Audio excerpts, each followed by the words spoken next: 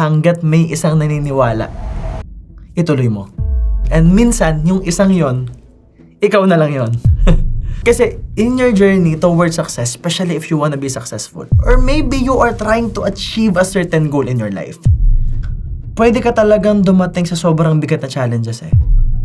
Pwedeng dumating sa point na ultimo pamilya mo hindi ka na naiintindihan.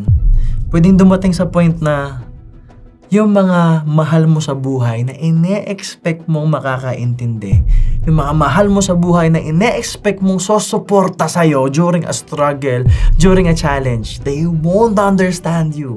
Sometimes they will doubt you. They won't believe in you.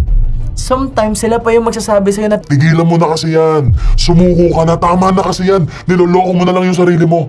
sobrang sakit nun, sobrang bigat nun kung mismong mga mahal mo, mismong mga inaasahan mo yung manda-down sa'yo.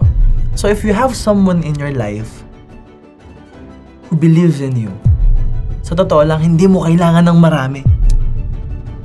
Kailangan mo lang ng isang tao na sobrang naniniwala sa'yo.